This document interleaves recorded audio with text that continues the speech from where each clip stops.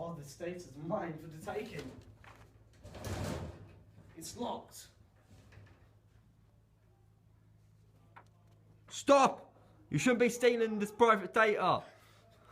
By stealing the company's data, you're taking away the confidentiality of the company's clients. The data protection was made in 1998.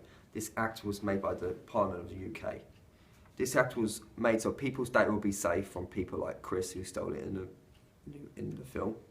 It keeps names, addresses, contact information, employment history, medical conditions, convictions, and credit history. This information is private. Most of the data will be stored online. However, most companies do keep a paper-based copy, and this is how data will be stolen from burglars like Chris.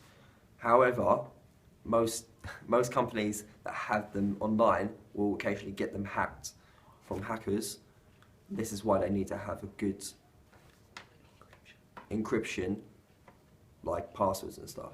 However, if this act is broken, for example, when Chris stole the data, the company will get in trouble and will have a fine, a major fine, from anywhere. However, if they catch the person who stole it, they will have certain penalties for him, such as an expulsion, a tribunal, a big fine, and there's a process where the person will have to go through depending on the conditions.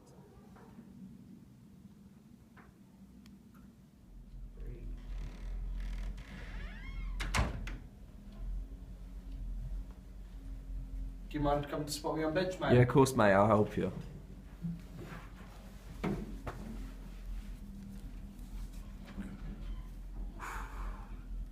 Can you add another 20 on? Yeah, sure, mate. Hold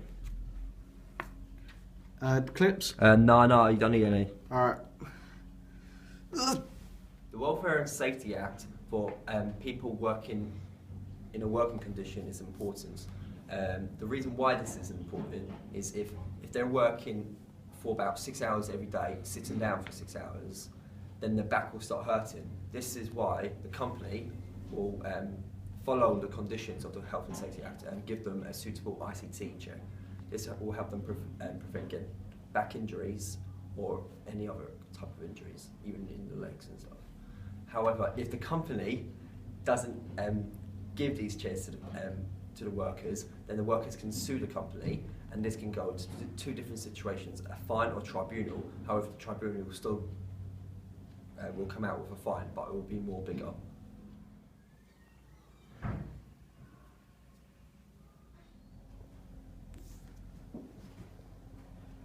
I can't believe they didn't give me any ethical clearance.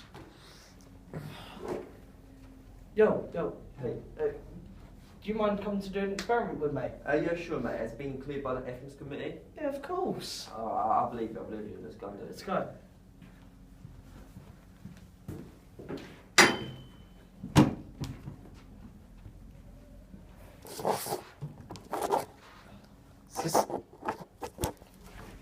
This is an experiment, how much pain people can take. Okay.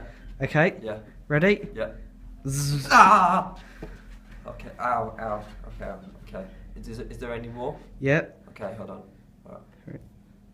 Zzz. No, I don't like this. I'm going to call the Ethics Committee. Hi, is this the Ethics Committee? Yeah. Okay, alright. Alright, they're coming down. Alright, good. Right, bye. Ethical clearance is important to the code of conduct. If clearance is used so that if you're working in a lab, you must be working ethically, legally.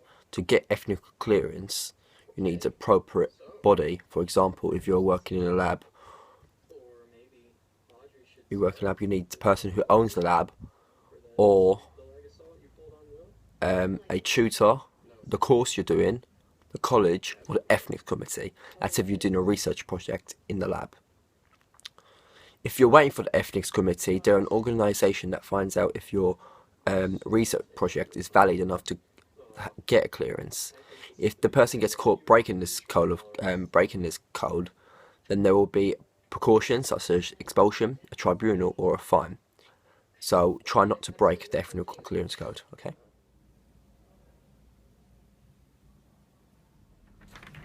Hi guys, thanks for coming down. So if I could just get you to read over this Consent form? Do we have to sign it? No, mate. As long as we both got a copy, it should all be fine. Okay. Alright. Well, So, ready to start the experiment? not until I want to sign it though. I thought we have to sign it. I told you, don't worry about signing it. But I'm part of the ethics committee. Informed consent. We all have to sign, whether it's for a test or just to participate in something. You know? What we sign for is we sign up and we get told about all the possible risks that could happen within the test or experiment. But on the plus side, we also get told about the benefits. You never know, you could become superhuman. No, like Lewis Belford there with his big biceps. Also, if the participant is under 18, it will have to detail everything about the experiment, from the procedure down to absolutely everything. So, you've got to sign. Also, it must detail that you can withdraw at any point without any hassle and trouble. You can just withdraw, that's it, hands up, gone. If you don't sign this and you do break this part of the code of conduct, it can involve in a tribunal, expulsion, and even a fine. Hi, thank you for watching. Now we're just going to go over and reiterate what could happen if you break the code of conduct. The disciplinary act is the most important part, as it sets the boundaries for people to work. If the code of conduct is broken, for example, if a person broke the Ethical Clearance Act, then the punishment will be severe. There is a system in which the codes of conduct will work. The first stage is a written complaint. The next stage is where the secretary will decide if it's actually worth looking into or not.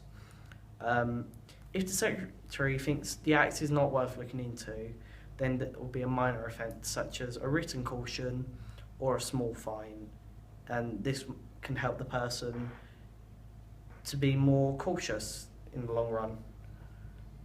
After that, if the secretary thinks the act is worth looking into, he will start an investigation about the complaint and have an assistant from salaried members. the members who broke the member who broke the act will have 28 days to write back to the person that he broke the act to. If the investigation doesn't end within a certain amount of days, then the secretary will send the investigation to the disciplinary tribunal. At this stage, the member who's taken the tribunal is suspended for a while. The tribunal can take over 7 days. If the person doesn't like the decision, they then can appeal to the decision, and it can become bigger, and the people will get involved, and then they can bring a defence lawyer in. If found guilty, this can include expulsion, suspensions, and a big fine, which can go over £1,000 or two, maybe even more than that. So if this does happen, the person's livelihood will be affected. For example, if the Bases Code of Conduct is broken and the person will be kicked out, they're not going to be able to work in any lab, any research facility, and this will affect them psychologically as well as financially, because they will not be able to get a job anywhere else. So, the moral of the story, don't break the code of conduct. Thank you for watching.